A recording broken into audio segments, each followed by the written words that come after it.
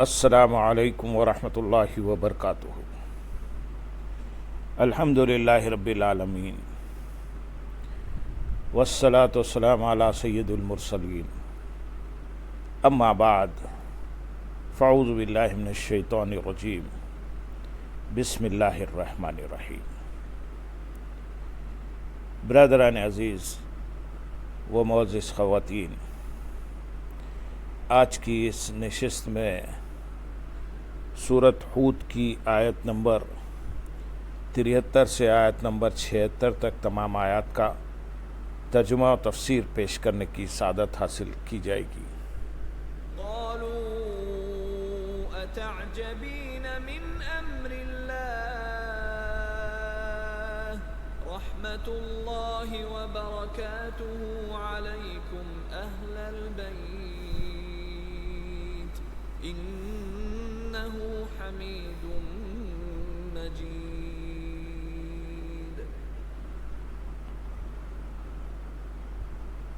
فلما ذهب عن إبراهيم الروع وجاءته البشرى يجادلنا في قوم لوط فلما ذهب عن إبراهيم الروع وجاءته البشرى يجادلنا في قوم لوط إن إبراهيم لحليم أواه منيب۔ يا إبراهيم أعرض عن هذا إنه قد جاء أمر ربك وإنهم آتيهم عذاب غير مردود۔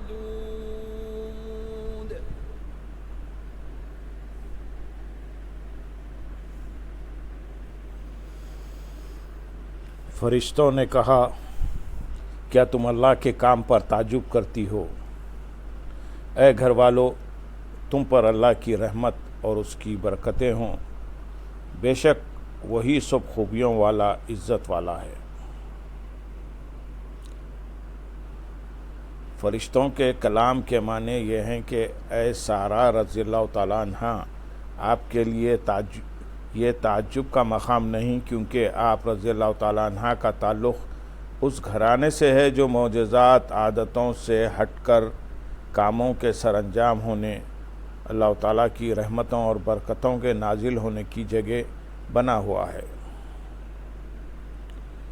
اس آیت سے ثابت ہوا کہ انبیاء اکرام علیہم السلام کی ازواج مطہرات اہل بیت میں داخل ہیں، کیونکہ حضرت سارہ رضی اللہ تعالیٰ عنہ کو اہل بیت کہا گیا ہے، لہذا حضرت عائشہ رضی اللہ تعالیٰ عنہ اور دیگر ازواج مطہرات رضی اللہ تعالیٰ عنہن تاجدار رسالت صلی اللہ علیہ وسلم کے اہل بیت میں شامل ہیں۔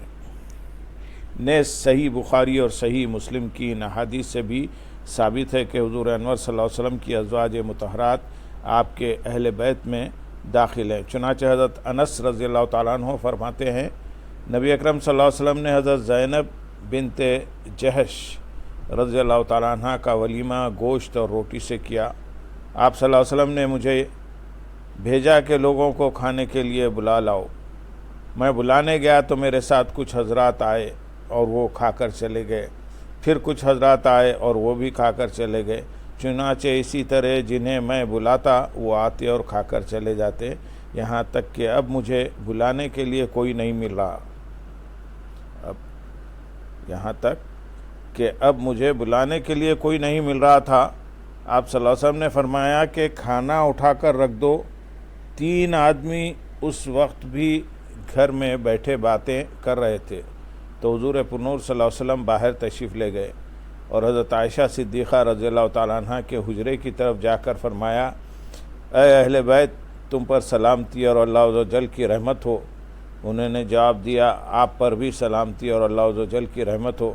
آپ نے اپنی زوجہ مطہرہ کو کیسا پایا؟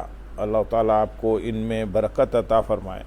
پھر آپ صلی اللہ علیہ وسلم باری باری تمام ازواج مطہرات رضی اللہ تعالیٰ عنہن کے پاس تشریف لے گئے اور ان سے یہی فرماتے رہے جو حضرت عائشہ رضی اللہ تعالیٰ عنہ سے فرمایا تھا، اور وہ بھی اسی طرح جواب عرض کرتی رہیں جس طرح حضرت عائشہ رضی اللہ تعالیٰ عنہ نے کیا تھا۔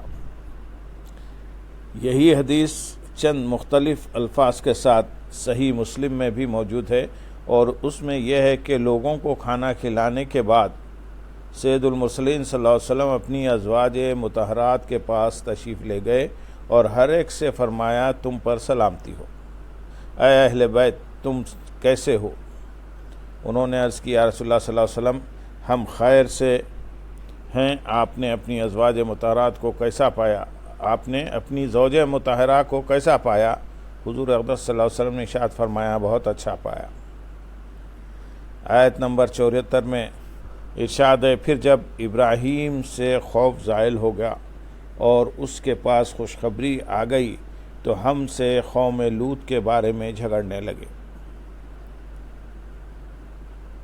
پھر جب ابراہیم سے خوف زائل ہو گیا، فرشتوں کے کھانا نہ کھانے کی وجہ سے حضرت ابراہیم علیہ السلام کے دل میں جو خوف پیدا ہوا تھا وہ جب بیٹے کی خوشخبری ملنے کی وجہ سے دور ہوا تو حضرت ابراہیم علیہ السلام اللہ تعالیٰ سے حضرت لوط علیہ السلام کی قوم کے بارے میں کلام اور سوال کرنے لگے۔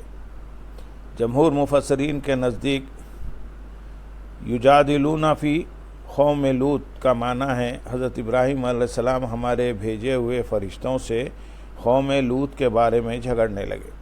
حضرت ابراہیم علیہ السلام کا جھگڑنا یعنی کلام اور سوال یہ تھا کہ آپ علیہ السلام نے فرشتوں سے فرمایا قوم لوط کی بستیوں میں اگر 50 ایماندار ہوں تو بھی انہیں ہلاک کرو گے؟ فرشتوں نے کہا نہیں۔ پھر فرمایا اگر 40 ہوں؟ انہوں نے کہا جب بھی نہیں۔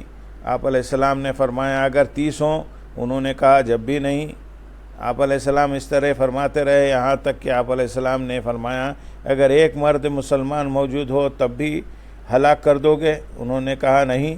تو آپ علیہ السلام نے فرمایا اس میں حضرت لوط علیہ السلام ہیں۔ اس پر فرشتوں نے کہا ہمیں معلوم ہے جو وہاں ہیں، ہم حضرت لوط علیہ السلام اور ان کے گھر والوں کو بچائیں گے سوائے ان کی بیوی کے۔ حضرت ابراہیم علیہ السلام کا مقصد یہ تھا کہ آپ عذاب میں تاخیر چاہتے تھے تاکہ اس بستی والوں کو کفر اور گناہوں سے باز آنے کے لیے ایک فرصت اور مل جائے۔ آیت نمبر 75 میں ارشاد ہے بے شک ابراہیم بڑے تحمل والا، بہت آہیں بھرنے والا، رجوع کرنے والا ہے۔ اس آیت میں اللہ تعالیٰ کی طرف سے حضرت ابراہیم علیہ السلام کی بہت مدح و تعریف کی گئی ہے۔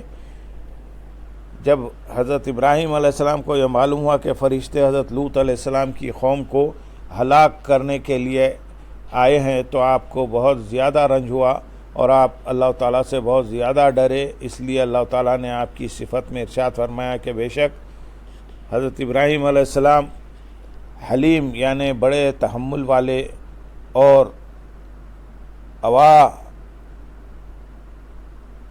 یعنی اللہ تعالیٰ سے بہت زیادہ ڈرنے والے اور اس کے سامنے بہت آہ و زاری کرنے والے ہیں۔